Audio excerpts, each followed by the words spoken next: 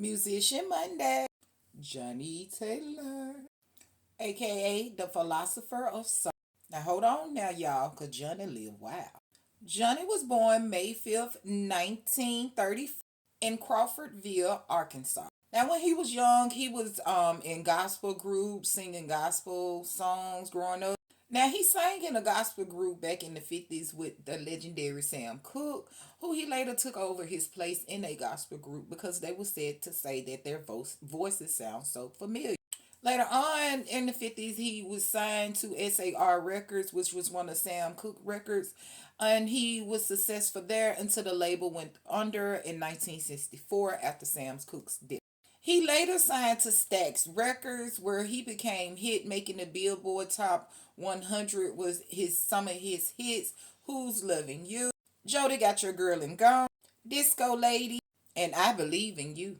Now, while Johnnie was blowing up all over the world, the scandals with him was as well. By 1970, Johnnie had gotten married to his bride, Geraldine Rocket, and they had 4 kids together. But Johnnie had a total of 9 kids in all. Now, 6 of these children was known about before his death, but out of the shadows after his death, 3 children came out, saying that they were his. And paternity tests did prove that he was the father. Now, with these 9 kids, I'm thinking there was 4 baby mamas. Johnnie was known to like to party, and when I say party, I mean funky town. He likes to party, cocaine, drinking, gambling, women, and plenty. He lived a very fast life, and nothing and no one could stop him. Not his wife, not his children, not his music, nor his health. Now, as he continued to climb the charts, he worked with many other artists, where mostly Otis Redding paved the way for him starting at XX Records. Working with artists like Isaac Hayes and the Staple singers to keep the Sax Records afloat after Otis Redding's death. By 1975, he had switched over to Columbia Records.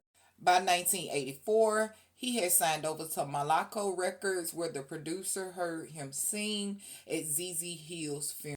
By 1996, he had recorded his last rap album with Malaco Records, Good Love, making Soul Heaven his final song being recorded that talked about the celebration of afterlife with the already passed on artists that we remembered around the world. He was a 3-time Grammy nominee. In 2015, he was inducted into the National Rhythm and Blues Hall of Fame. And in 2022, he was inducted into the Blues Hall of Fame. Now back to the drama for your mom.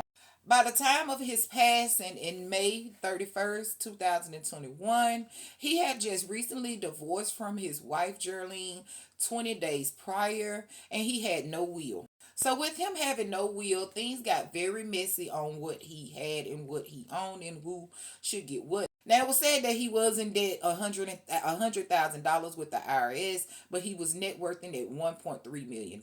And his home estate that he lived in, his mansion in Dallas, Texas, was worth over $1 million. Again, he died May 31st, 2001, in Dallas, Texas, at the hospital of a heart attack. It got very messy with the children, lawyers getting involved, proof identification, people wanting to take over. It said that the wife and one of her children wanted to take over the ex-wife, and it was kids coming out of woodwork. Kids had to be proved. I mean, it was just a mess all over Johnny's mother. In 2001, he was laid to rest in Kansas City, Missouri by his mother, Ida Mae Taylor.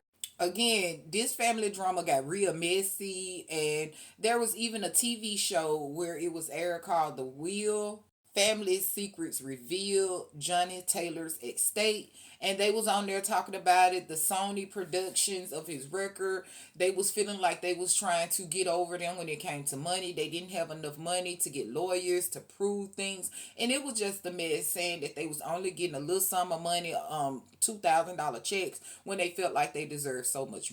Now, in the end, I feel like Johnny knew exactly what he was doing. He lived his life like he wanted to. He felt like nobody contributed to anything. So, in the end, he didn't leave a will because he felt like whatever he had, he didn't care who it went to. Just like he really lived life. I mean, his family reported that he was a upstanding good guy that never really changed, but he did live in the fast pace and he did his own thing because, of course, he's a Taurus and he was very stubborn.